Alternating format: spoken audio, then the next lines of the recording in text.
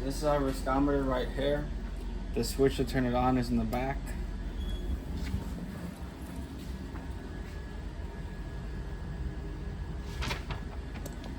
So it'll take it a second to load up.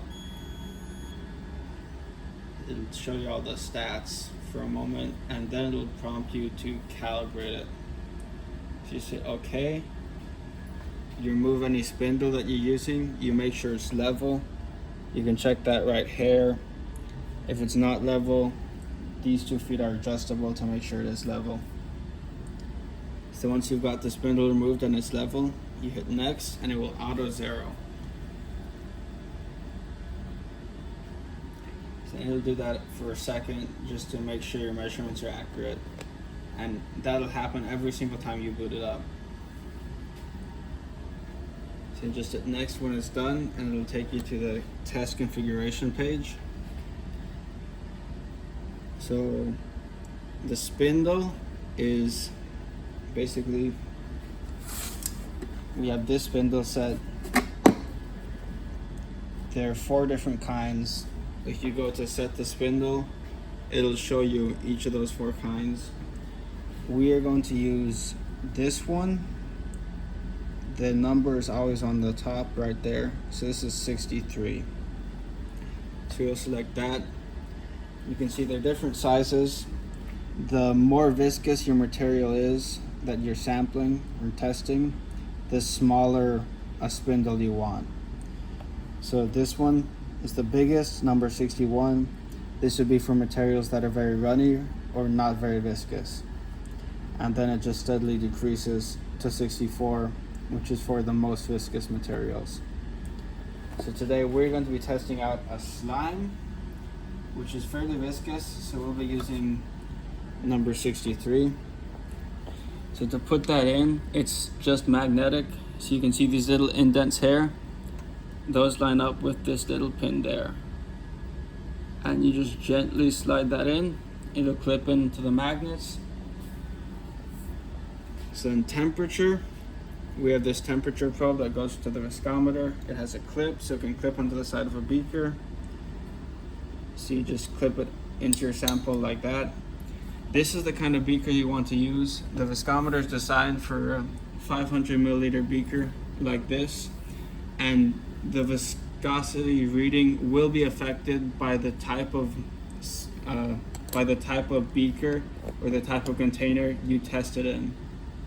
So if you use a different kind of container, you want to take note of that, because if you use a smaller one or a bigger one so that there's more room around the spindle for the sample to flow, that will change how the viscosity is calculated. So to make sure you get good results, you want to make sure you use the exact same setup every time, and depending on your sample, that can be very specific how you need to set it up. So then right here beneath spindle and temperature, we have multi-point. This is data collection. Single point will create a single point of data at the end of your test when you meet the end condition. Single point averaging is the same thing, but you average the last point across a certain duration that you can specify, hours, minutes, or seconds. Then multi-point connects multiple points at an interval you set. Right now it's set to connect 1 point every 10 seconds. And it'll just have you confirm that. You can also do multi-point averaging, which is multi-point, but it will average across the duration like with single point averaging. So then up here we have the torque. That, to get good data, should be between 10% and 100% all the time. Anything outside of those limits will be bad data. So then the speed is how fast the spindle will be rotated in your sample. The faster you go, the lower viscosity you can test, and the slower you go, the higher viscosity you can test. So choosing the spindle and the speed for each sample is a little bit of guesswork, because based on the spindle and the speed, it will calculate for you your range. So you can see right there, we have a range of up to 20,000 centipoise with this speed on this spindle. And it's very important to get a good range because the error on this machine is based off of the range. So the closer you can get your range to the actual viscosity, the more precise your measurement is going to be. So the end condition is what's going to stop it. You can set it to run for a certain amount of time, a certain amount of revolutions of the spindle, amount of data points, until it reaches a certain torque or viscosity or temperature. We're going to leave it as time, and that being all zeros, which means that we can go in and edit the speed of the test during the test, which you can't do with any of the others. So this is very useful to leave 0 time as the end condition when you're trying to figure out at what speed you want to collect data. So then instructions is basically just notes to save on the test. Reports is how it's going to give you your data. And density is only useful if you're having it calculate kinetic viscosity units. Otherwise it's not necessary. QC limits stands for quality control limits. So this will just give you warnings if you leave certain parameters, which will make your data no longer valid.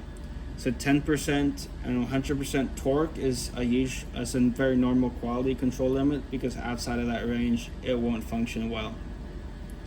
So once you have everything set up and we have our spindle in here, we put our temperature probe in the beaker, and this knob here on the right controls the height of the viscometer. We can use that to lower the probe, the spindle, into the liquid that we're sampling so that it's fully submerged. And we want to make sure that's centered. And one thing you can note looking at this is that there are a lot of bubbles where we inserted the probe and the guard leg.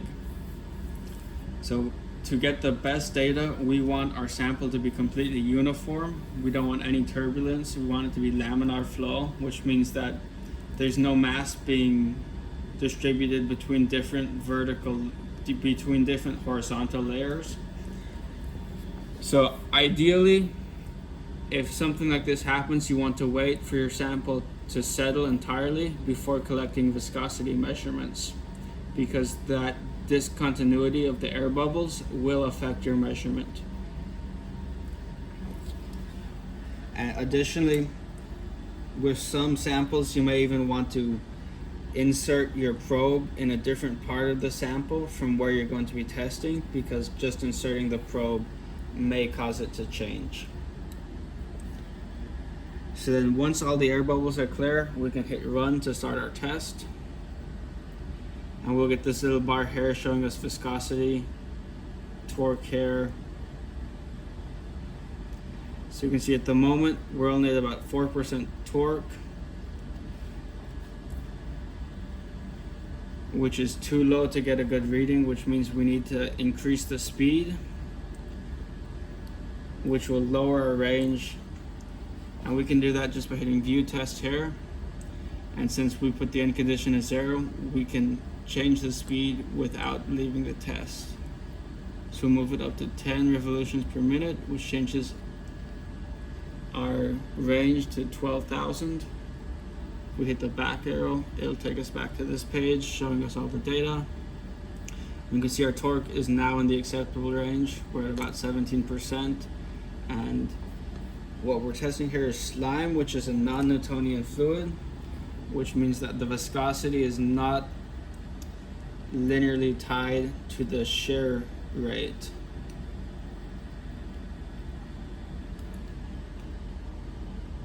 So you can see it'll keep climbing for a little bit based on the other tests I've done in slime like this to about 7,000 centipoise, and it'll even off roughly there. So that's the point of doing long cycles, is that often it takes a while for your sample to homogenize and give you the absolute viscosity.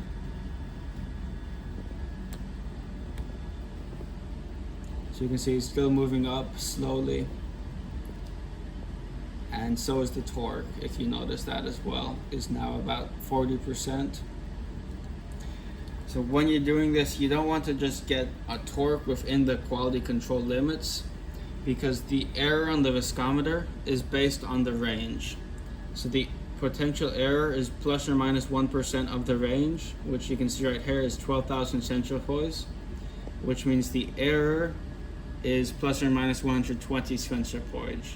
So if you're measuring something that should have a viscosity of 100 centipoise, with this setup, you're not going to be able to get good data because the error is so high relative to your measurement.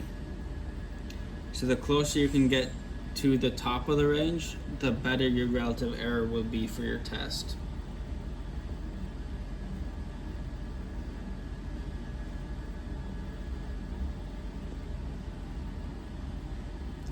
So you can see our data's going a little crazy.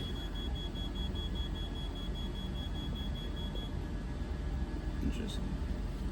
So if you do get below the limits, it'll give you a warning like just what just happened. It'll do some beeping and give a little pop-up. So we're going to stop the test. Then it'll give you a little data point here.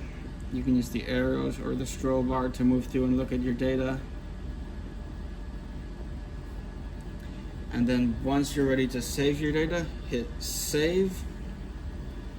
And I have my USB here. I'll just put down one of the USB ports here at the back. Now, path is where it'll save the file to. So I'll go to the USB, hit OK. So now it'll save the file to my USB. File type needs to be CSV so that I can open it. And then I can give a name to my test.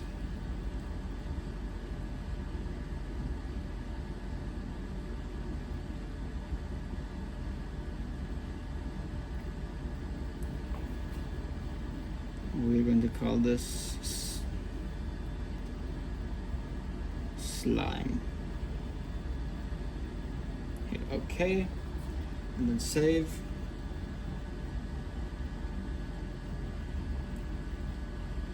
So it'll process that, it'll tell you when it's saved.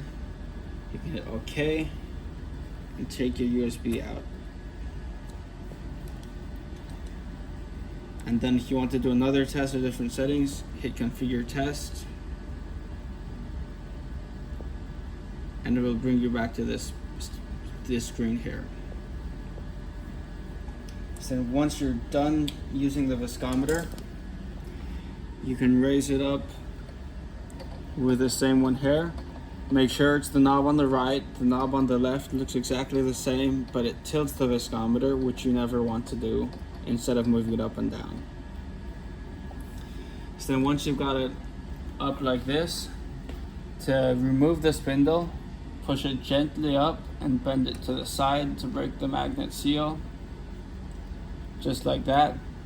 And then you'll need to clean off the guard leg here and the spindle and the temperature probe with whatever solvent or water is appropriate. And you want to make sure you're very careful and you don't use excessive force, because we don't want the spindles bent. That will ruin their ability to give us data.